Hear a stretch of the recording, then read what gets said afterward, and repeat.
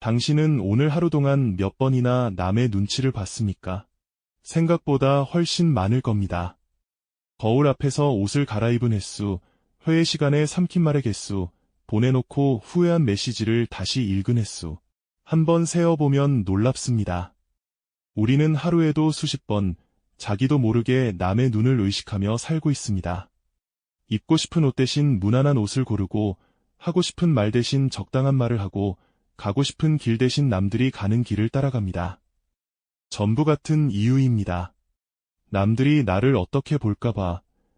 그런데 한 번쯤 이런 생각을 해본 적 없습니까? 나는 왜 이렇게까지 남의 시선을 의식하면서 살아가는 걸까? 사실 이건 성격의 문제가 아닙니다. 의지가 약해서도 아니고 소심해서도 아닙니다. 우리가 나라는 사람을 인식하는 방식 자체가 그렇게 만들어져 있기 때문입니다. 사회학자 찰스 쿨리는 이걸 거울 자아라고 불렀습니다. 쉽게 말하면 이겁니다. 우리는 거울을 보고 자기 얼굴을 알듯이 다른 사람의 반응을 보고 나라는 사람을 알게 됩니다. 부모님이 칭찬하면 나는 잘하는 사람이 되고, 친구가 웃으면 나는 재밌는 사람이 됩니다. 반대로 무시당하면 나는 별 볼 일 없는 사람이 됩니다. 내가 나를 어떻게 생각하느냐가 아니라 남들이 보여주는 반응이 곧 나의 자아가 되는 겁니다. 이게 어릴 때부터 수천 번 반복되면 나도 모르게 하나의 공식이 만들어집니다. 인정받으면 괜찮은 사람이고 인정받지 못하면 부족한 사람이다. 이 공식을 안고 어른이 된 사람은 상사의 표정 하나에 하루가 흔들리고 SNS에 올린 사진의 좋아요 수에 자존감이 올라갔다 내려갔답니다.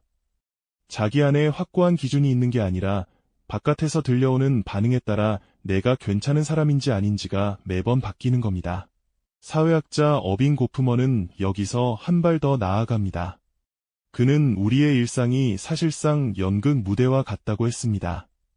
사람은 누구나 남들 앞에서는 무대 위의 배우처럼 자기 이미지를 관리합니다. 심리학에서는 이걸 인상관리라고 부릅니다.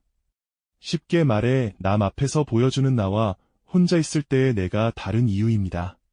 직장에서는 유능한 척, 친구들 앞에서는 여유로운 척, SNS에서는 행복한 척, 이 연기가 적당하면 사회생활입니다. 하지만 과하면 무대 위의 내가 진짜 나를 집어삼키기 시작합니다.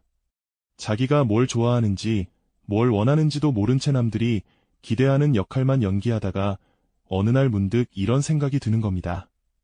나는 대체 누구인가? 그런데 여기서 한 가지 이상한 점이 있습니다. 남의 시선이 그냥 불편한 정도가 아니라 진짜로 아프게 느껴질 때가 있지 않습니까? 누군가에게 무시당했을 때, 모임에서 나만 빠졌다는 걸 알았을 때, 단체 채팅방에서 나만 언급이 안 됐을 때 기분이 나쁜 것과는 다릅니다. 가슴이 쿡 찔리는 것 같은, 실제로 몸이 아픈 것 같은 느낌입니다.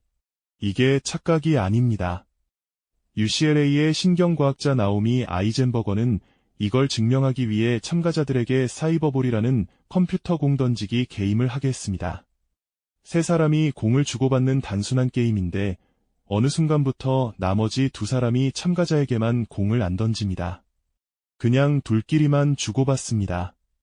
단순한 컴퓨터 게임인데도 참가자들은 실제로 소외감과 고통을 느꼈습니다. 놀라운 건 이때 뇌를 촬영한 결과입니다. 사회적으로 배제당했을 때 활성화된 뇌의 부위가 몸에 물리적인 통증을 가했을 때 반응하는 부위와 거의 같았습니다. 그 부위 이름은 배 쪽 전대상 피질인데 쉽게 말하면 뇌에서 아픔을 처리하는 센터입니다. 누군가에게 무시당하는 것과 팔을 꼬집히는 것을 뇌는 같은 종류의 아픔으로 처리한다는 뜻입니다. 더 놀라운 건 이겁니다.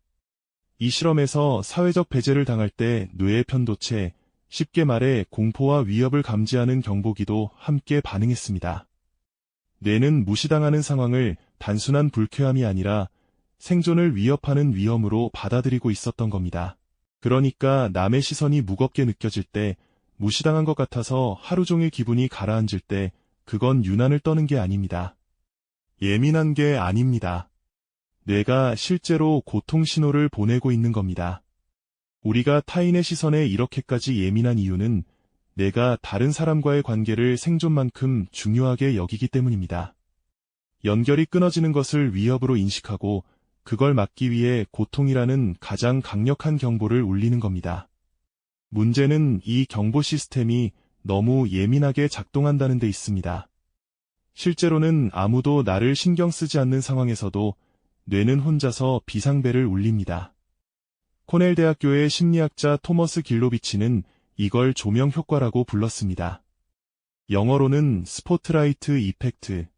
무대 위에서 스포트라이트를 받는 것처럼 모든 사람이 나를 주목하고 있다고 느끼는 현상입니다. 길로비치는 대학생에게 한물간 가수 베리 매닐로우의 얼굴이 크게 인쇄된 티셔츠를 입히고 교실에 들어가게 했습니다. 그 학생은 주변 사람의 약 46%가 자기 티셔츠를 알아챌 거라고 예상했습니다. 하지만 실제로 알아챈 사람은 23%에 불과했습니다. 절반도 안 됩니다. 토론 실험에서도 마찬가지였습니다. 본인은 자기가 한 허술한 발언을 다들 기억할 거라고 창피했지만 실제로 그 발언에 주목한 사람은 거의 없었습니다.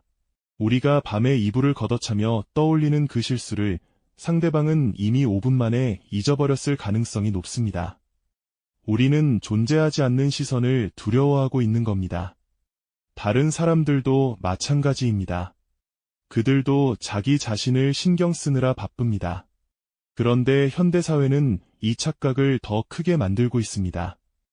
SNS가 등장하면서 우리는 이전에 없던 방식으로 남의 시선에 노출되기 시작했습니다. 예전에는 나를 평가하는 사람이 주변 몇십 명이었는데 지금은 수백 명, 수천 명이 내 사진을 보고 내 일상을 봅니다. 좋아요가 몇 개인지, 팔로워가 몇 명인지, 그 숫자가 곧 나의 가치처럼 느껴지기 시작합니다. 심리학자 레온 페스팅거는 인간이 자기 자신을 평가할 때 객관적 기준이 아니라 주변 사람과의 비교를 통해 판단한다고 했습니다. 사회비교 이론이라고 합니다. 문제는 SNS가 이 비교의 대상을 극단적으로 넓혀버렸다는 겁니다. 같은 동네 친구가 아니라 전 세계에서 가장 잘 나가는 사람들의 하이라이트만 골라서 보고 있습니다. 남들의 가장 좋은 순간과 나의 가장 평범한 일상을 나란히 놓고 비교하고 있는 겁니다. 한국의 한 연구에서도 SNS에서 상향 비교를 많이 할수록 열등감이 커지고 열등감이 커질수록 우울감도 함께 올라가는 것으로 나타났습니다. 그래서 우리는 올리기 전에 검열합니다. 이 사진이 괜찮아 보일까? 이 글이 이상하지 않을까? 이걸 올리면 누가 뭐라고 할까? 자기 자신을 표현하는 공간에서 오히려 자기 자신을 숨기고 있는 겁니다. 아침에 눈 뜨자마자 스마트폰을 열고 남의 일상을 보는 순간 하루가 시작되기도 전에 이미 주눅이 드는 겁니다. 여기까지 듣고 나면 이런 생각이 들 수 있습니다. 그러면 우리는 남의 시선에서 영원히 자유로울 수 없는 건가? 완전히 자유로워지는 건 어려울 수 있습니다. 하지만 그럴 필요도 없습니다. 타인의 시선을 의식하는 건 원래 나를 지키기 위한 능력이기 때문입니다. 문제는 그 시선이 진짜인지 내가 만들어낸 것인지 구분하지 못할 때 생깁니다. 지금 나를 비추고 있다고 느끼는 그 조명의 대부분은 내가 스스로 켜놓은 것입니다. 무시당하면 아픈 건 정상입니다. 다만 그 아픔이 올 때마다 끌려다니는 것이 아니라 지금 내 뇌가 경보를 울리고 있구나 하고 한 발짝 떨어져서 바라볼 수 있다면 시선의 무게는 조금씩 가벼워질 수 있습니다. 지금 느끼는 그 시선이 정말 다른 사람이 나를 보고 있어서 생긴 건지 아니면 내가 만들어낸 건지 한 번만 구분해보는 것. 그리고 모든 사람에게 좋은 사람이 될 필요는 없다는 걸 받아들이는 것. 남의 반응이 아니라 내가 괜찮다고 느끼는 선택을 기준으로 삼는 것. 처음에는 어색하지만 반복하다 보면 어느 순간 알게 됩니다. 생각보다 아무도 나를 그렇게까지 보지 않는다는 사실을. 문제는 남의 시선이 아닙니다. 내가 만든 시선입니다.